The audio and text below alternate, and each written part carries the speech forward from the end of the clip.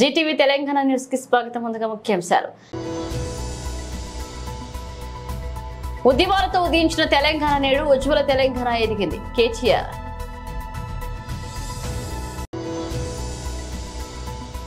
Kishan Reddy help line మరియు సంతకం ప్రచారాన్ని ప్రారంభించిన బీజేపీ తెలంగాణ.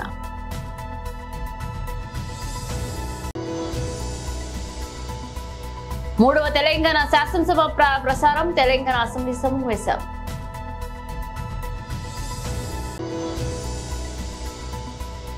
తెనాలి నియోజకవర్గంలో సామాజిక పెన్షన్ల పంపిణీ చేసిన మంత్రి నాదెండ్ల మనోహర్.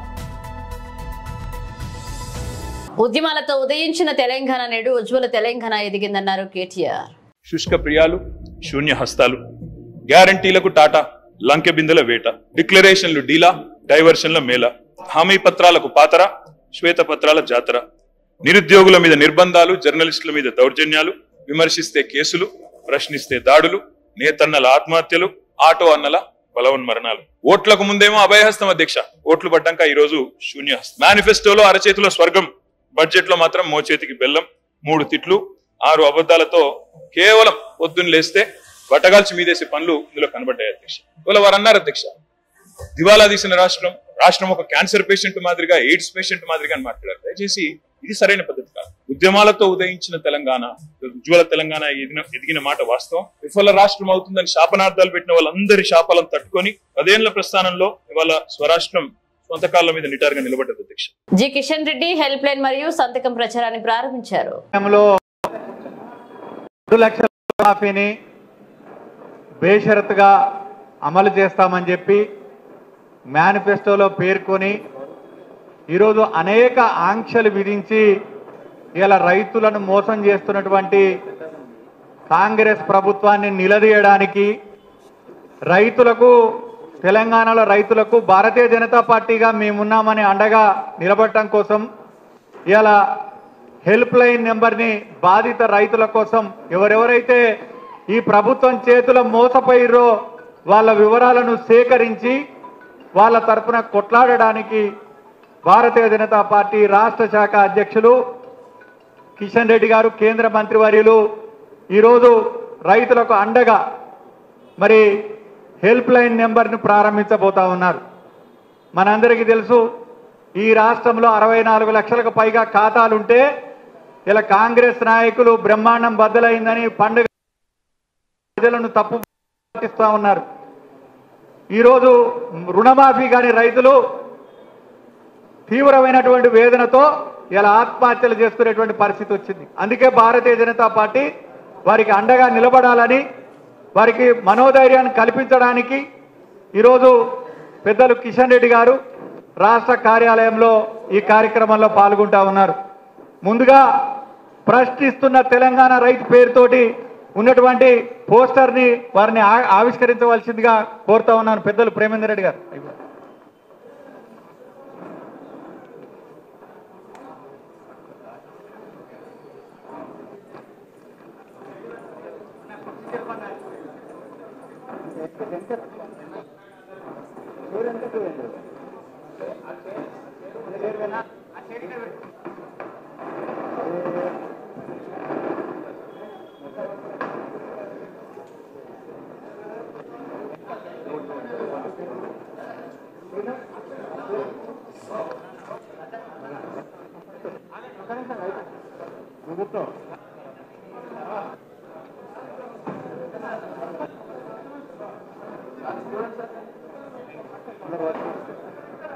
రైతుల ఐక్యత, రైతుల ఐక్యత, రైతులను మోసం చేస్తున్న ప్రభుత్వ వైఖరి అమలు చేయాలి. 2 లక్షల రూపాయల రుణమాఫీని బేషరతుగా వెంటనే అమలు చేయాలి. 2 లక్షల రుణమాఫీని బేషరతుగా వెంటనే అమలు చేయాలి. రైతు వ్యతిరేక విధానాలు అవలంబిస్తున్న కాంగ్రెస్ ప్రభుత్వం, రైతు వ్యతిరేక విధానాలు అవలంబిస్తున్న కాంగ్రెస్ ప్రభుత్వం, రైతులను మోసం చేస్తున్నటువంటి కాంగ్రెస్ ప్రభుత్వం 2 లక్షల రుణమాఫీని వెంబడే, 2 లక్షల రుణమాఫీని వెంబడే రైతులందరినీ రైతులందరికీ 2 లక్షల రుణమాఫీని వెంటనే రైతు వ్యతిరేక ప్రభుత్వం, రైతు వ్యతిరేక ప్రభుత్వం, రైతులను మోసం చేసిన కాంగ్రెస్ ప్రభుత్వం. నిరేందర్ రెడ్డి గారు ఆగండి, కూర్చోండి. దయచేసి అందరినీ కూర్చోవలసిందిగా విజ్ఞప్తి చేస్తా ఉన్నాను. ఈ హెల్ప్ లైన్ని ప్రారంభిస్తున్న నేపథ్యంలో పరిసర ప్రాంతాల్లో ఉన్నటువంటి రైతులు కూడా ఎవరికైతే రుణమాఫీ పేరుతోనే గొప్పలు చెప్పుకుంటున్నటువంటి ప్రభుత్వం మాకు రుణమాఫీ కాలేదు, భారతీయ జనతా పార్టీ కార్యాలయంలో ఈరోజు ఒక హెల్ప్ లైన్ నెంబర్ని ప్రారంభిస్తూ ఉన్నారు. ఈ నేపథ్యంలో మేము అక్కడికి వచ్చి కిషన్ రెడ్డి గారిని కలవాలనే ఉద్దేశంతో కొంతమంది రైతు సోదరులు, రైతు పెద్దలు కూడా ఇక్కడికి రావడం జరిగింది. ముందుగా అందులో కుమ్మరి గుండయ్య గారు రైతు ఇక్కడ హాజరైనారు. వారి యొక్క మరి అనుభవాన్ని, వారు తీసుకున్న లోన్ వివరాలను చెప్పవలసిందిగా కోరుతా ఉన్నాను. ఎవరు నిలబడకండి దయచేసి. హలో దగ్గర పెట్టుకోండి. హలో, మాది Lakshmareddygudem Shankarpally mandal. Lakshmareddygudem Shankarpally mandal. Telangana bank, union bank, ఈ ఆంధ్ర బ్యాంకుల 70,000 కూడా మాఫీ కాలేవు. ఇంకా లక్షకు తక్కువ కూడా అవి కూడా మాఫీ కాలేవు. మాకు శంకర్పల్లి మండల్ కేసీఆర్ అవి పైసలు ఇప్పటి వరకు అవి వేయలేడు. కానీ శంకర్పల్లి మండల్. ధన్యవాదాలు. ప్రతాప్ రెడ్డి గారు, వారు కూడా బ్యాంకు ద్వారా రుణం తీసుకున్నారు, మాఫీ కాలేదు.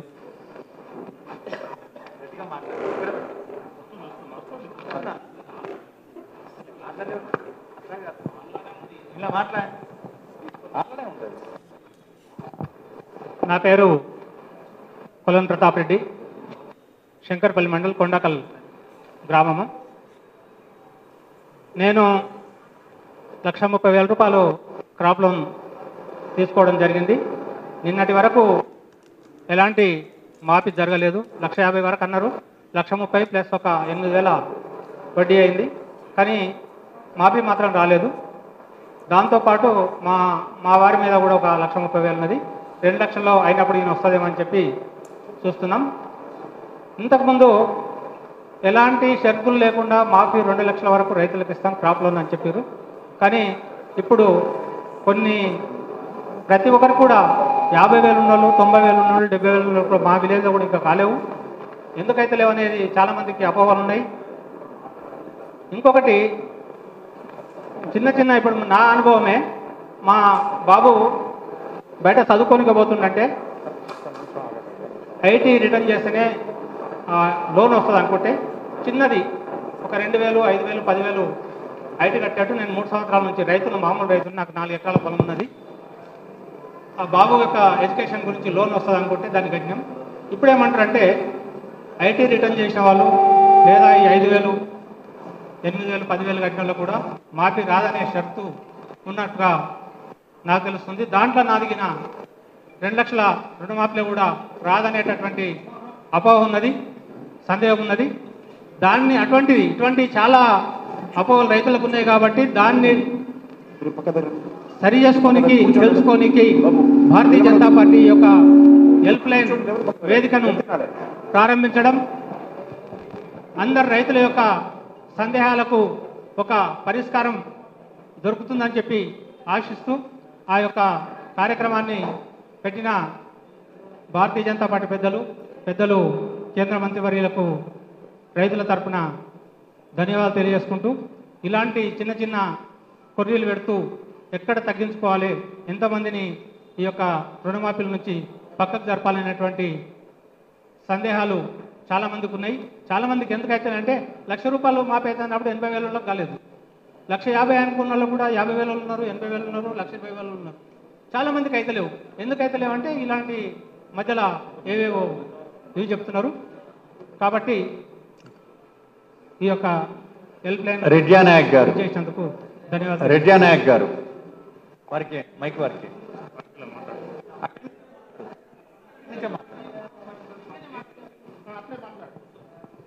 నమస్కారం సార్. నా పేరు ఇండియా నాయక్ వెచ్చర్ల. నేను 90,000 తీసుకున్నాను సార్. నాకు మాఫీ కాలేదు. మాకు వెచ్చర్ల సార్. పలకనూరు మండలం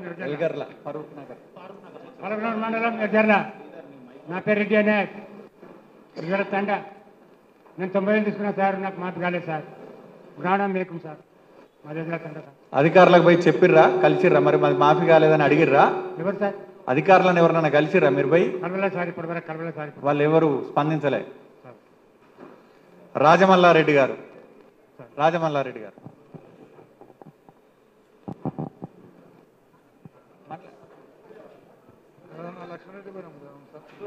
అన్న దగ్గరే పెట్టుకోండి, మైక్ దగ్గర పెట్టుకో. లక్ష్మారెడ్డిగూడెం గ్రామం మాది, శంకర్పల్లి మండలం.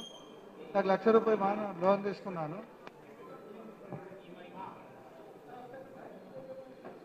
₹1,00,000 లోన్ తీసుకున్నాను. ఇదివరకు మాఫీ అనేది లేదు, ఏది అనేది లేదు. రైతు భరోసా ఇస్తుందేమో అని చెప్పారు 15,000. అవి ఇదివరకు లేవు. మార్పు అన్నారు. ఇదే మార్పేమో అని ఆలోచన చేస్తున్నాం సార్. ఎవరిని అడగాలనో ఎవరిని అడగొద్దు అనేది కూడా మాకు ఏం తోస్తలేదు. మేము రైతుం సార్. మేము ఎవరిని అడగాలి ఎవరిని అడగొద్దు అనేది పెద్ద ఇబ్బంది అయిపోయింది. అందుకే మీరు దయచేసి ఇంత మన పెద్దలు చిన్నలు అందరూ చూసి గమనించగలని కోరుతున్నాం. కేతావత అంబి.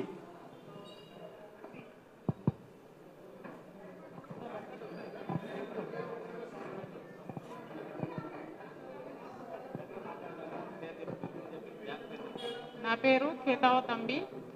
మరి గ్రామం ఎల్జర్ల, మండల్ ఫరూక్ నగర్. నాకు రుణమాఫీ తీసుకున్నాం మేము. 70,000 మాఫీ కాలేదు. అందుకు ఇక్కడ వరకు వచ్చినాము. మా కాంగ్రెస్ ప్రభుత్వం ఏం న్యాయం చేయలేదు. మా కోసం మీరు పోరాడినందుకు ధన్యవాదాలు.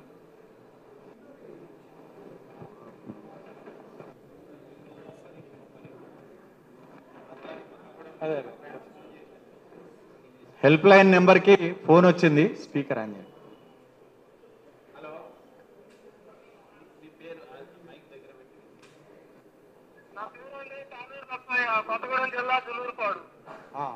కిషన్ రెడ్డి గారు మాట్లాడతారు. మీ సమస్య ఏ బ్యాంకులో తీసుకున్నారు లోన్ మీరు? ఎంత ఉంది మీకు బాకీ?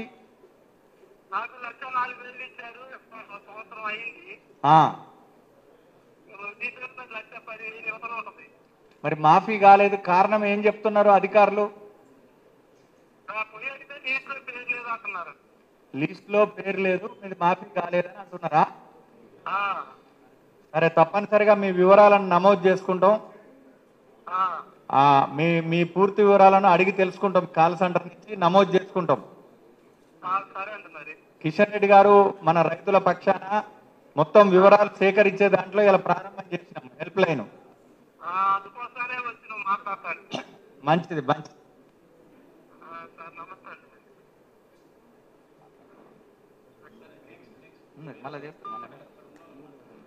ఎస్సీ ఎస్టీ రిజర్వేషన్ లో ఉపవర్గీకరణ చేసే అధికారం రాష్ట్ర ప్రభుత్వాలకు ఉందంటూ సుప్రీంకోర్టు ఇచ్చిన తీర్పుపై తెలంగాణ ముఖ్యమంత్రి రేవంత్ రెడ్డి స్పందించారు.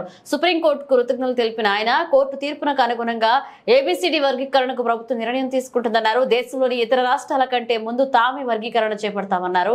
అలాగే ప్రస్తుతం అమల్లో ఉన్న ఉద్యోగ నోటిఫికేషన్లను అందుకు అనుగుణంగా ముందుకు వెళ్లేలాగా చర్యలు తీసుకుంటామని హామీ ఇచ్చారు. అవసరమైతే అందుకోసం ఆర్డినెన్స్ తీసుకొస్తామని తెలిపారు. మాదిగ ఉపకులాలకు సంబంధించిన లక్షలాది మంది యువకులు ఎస్సీ రిజర్వేషన్లలో ఏబిసిడి వర్గీకరణ కోసం వాళ్ళు పోరాటాలు చేస్తున్నారు.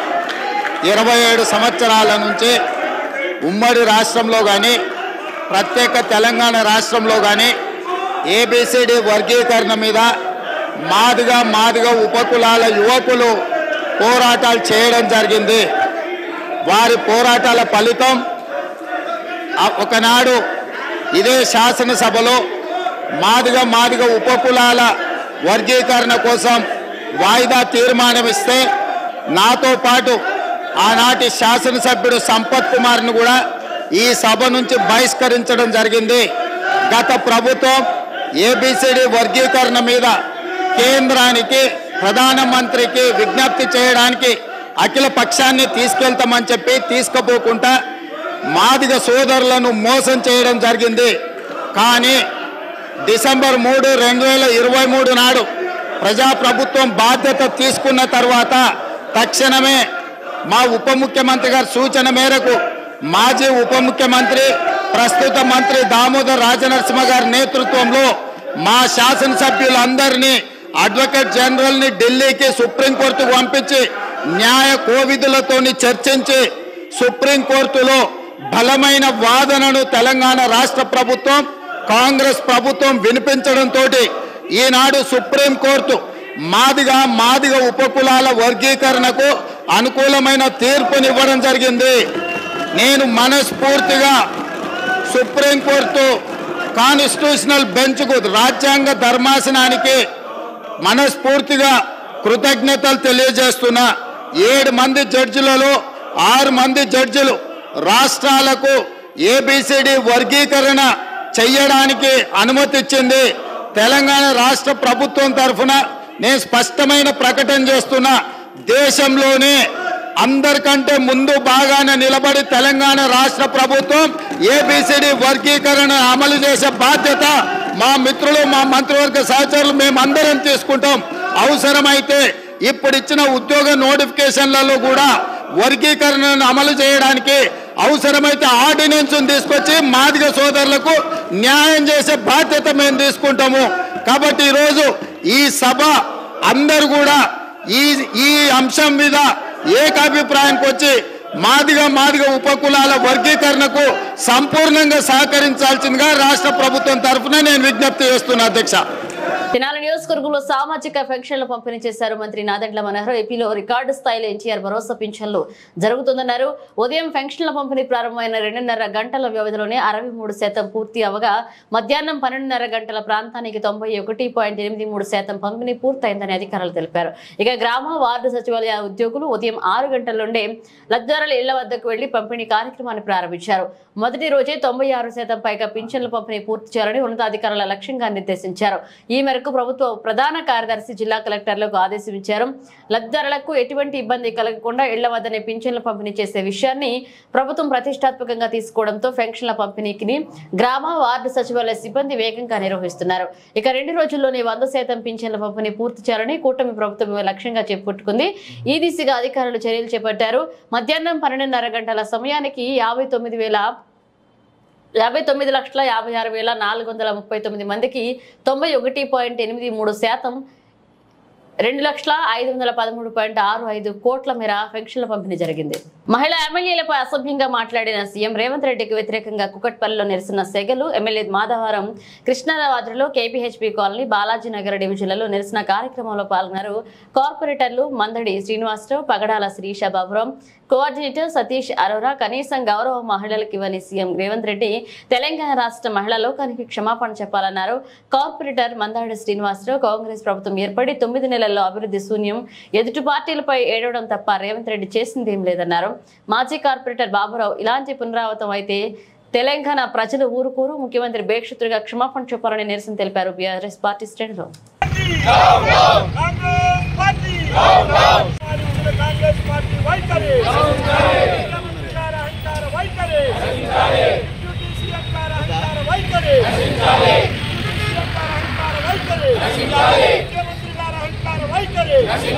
మహిళా సమాజాన్ని అవమానించిన వైఖరి, తెలంగాణ రాష్ట్ర మహిళా సమాజాన్ని అవమానించిన వైఖరి కాంగ్రెస్ పార్టీ.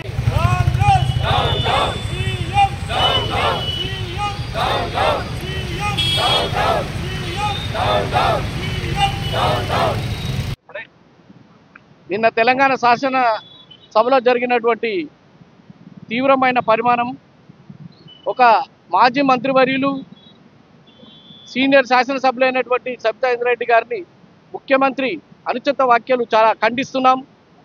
ఇది మంచి పద్ధతి కాదు. తెలంగాణ సమాజం కూడా సిగ్గుతో తలవంచుకుంటుంది. ఒక మహిళను, ఒక సీనియర్ మహిళను ఇలా అగౌరవపరచడం చాలా బాధాకరమైన విషయం. ఇది ఇప్పటికైనా ముఖ్యమంత్రి, ఉప ముఖ్యమంత్రి ఇద్దరు కూడా తక్షణమే క్షమాపణ చెప్పాలి. దేనివల్ల టీఆర్ఎస్ పార్టీ తరఫున ఇంకా ఈ ఉద్యమం తీవ్ర రూపంలో దాస్తుంది. తీవ్ర పరిమాణాలు కూడా ఏర్పడతాయని తెలియజేస్తూ రాబోయే కాలంలో టీఆర్ఎస్ పార్టీ ఇంకా పెద్ద ఎత్తున ఉద్యమం నిర్వహిస్తుందని తెలియజేస్తూ ఈ నిరసన కార్యక్రమం చేస్తా ఉన్నాం. దివ్యాంగులను ఉద్దేశించి అనుచిత వ్యాఖ్యలు చేసిన ఐఏఎస్ అధికారి స్మితా సబర్వాల్ వెంటనే బహిరంగ క్షమాపణ చెప్పాలని డిమాండ్ చేస్తూ అఖిల భారత వికలాంగుల హక్కుల వేదిక ఆధ్వర్యంలో ట్యాంక్ బండ్ పై ఉన్న అంబేద్కర్ విగ్రహం కూడల్లో ఆందోళనకు దిగారు. నినాదాలతో హోరెత్తించారు.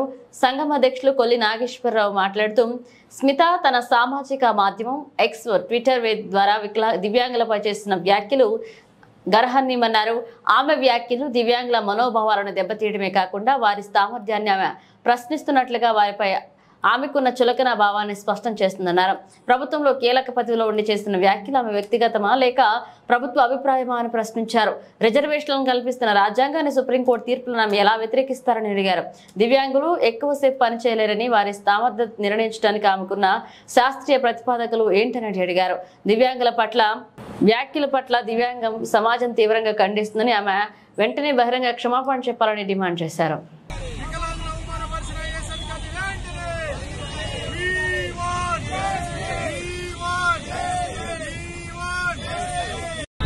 దివ్యాంగుల్ని అవమానపరుస్తూ వాళ్ళ మీద అనేక రకాలుగా ట్వీట్ చేసినటువంటి ఐఏఎస్ అధికారి శ్రీమతి స్మితా సబర్వాల్ని రాష్ట్ర ప్రభుత్వం విధుల నుండి వెంటనే తొలగించాలని మేము అఖిల భారత వికలాంగుల హక్కుల వేదిక డిమాండ్ చేస్తుంది. ఆమె వెంటనే క్షమాపణ చెప్పకపోగా మా దివ్యాంగుల పట్ల వివిధ రకాల్లో అవమానపరిచే విధంగా మాట్లాడుతున్నటువంటి ఐఏఎస్ అధికారిని తొలగించకపోతే ముఖ్యమంత్రి రేవంత్ రెడ్డి సార్ గారు మీరు ఆ కుట్ర వెనుక మీరున్నారని మేము అంతా అనుమానం పోతున్నాం. వెంటనే ఆమె చేత క్షమాపణ చెప్పించాలి. లేకపోతే ఆమె ద్వారా ఒక రాష్ట్ర ప్రభుత్వం వెంటనే షోకాజ్ నోటీస్ని ఇవ్వాలని కూడా అఖిల భారత వికలాంగుల హక్కుల వేదిక డిమాండ్ చేస్తుంది.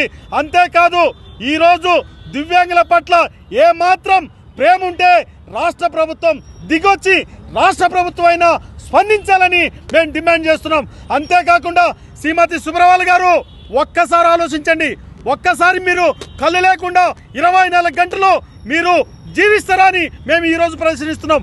ఒక్కసారి ఒక కాలు లేకుండా ఒక చేయి లేకుండా మాటలు రాకుండా జీవించగలుగుతామని మేము ఈరోజు నిన్ను ప్రశ్నిస్తున్నాం. అంతేకాదు మాకు క్షమాపణ చెప్పే వరకు మా నిరసన కార్యక్రమాలను మేము చేపట్టడమే కాదు ఏదో ఒక రోజు నీ ఇంటి ముందు నీ ఇంటి దగ్గరకు వచ్చి ముట్టడిస్తామని కూడా హెచ్చరిస్తున్నాం. కాబట్టి వెంటనే క్షమాపణ చెప్పాలి.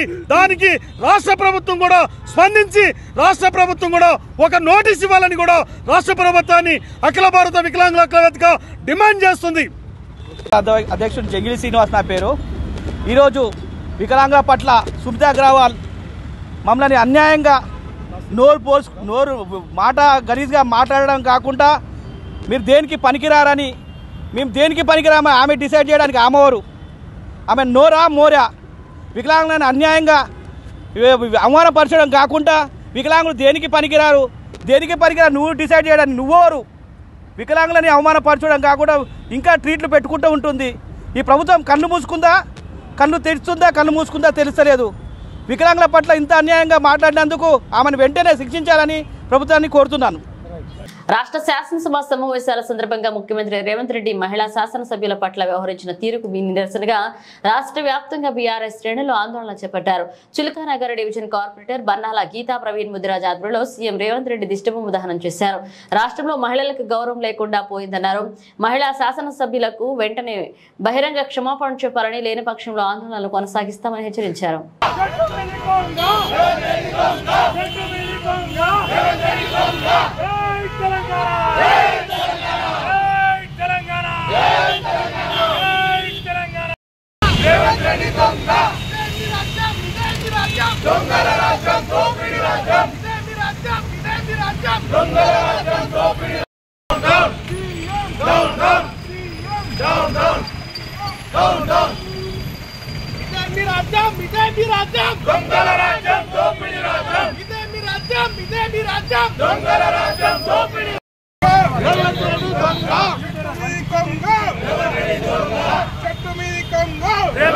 బ్రిటన్ ముగించే ముందు హెడ్లైన్స్ మరోసారి.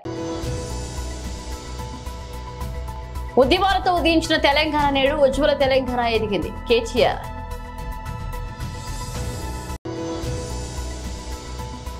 కిషన్ రెడ్డి హెల్ప్ లైన్ మరియు సంతకం ప్రచారాన్ని ప్రారంభించిన బీజేపీ తెలంగాణ.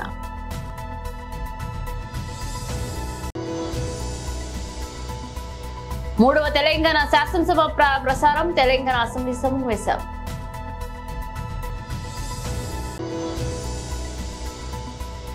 తెనాలి నియోజకవర్గంలో సామాజిక పెన్షన్ల పంపిణీ చేసిన మంత్రి నాదెండ్ల మనోహర్. ఇవి బులెటిన్ అప్డేట్స్. మరణ అప్డేట్స్ మళ్ళీ కలుద్దాం.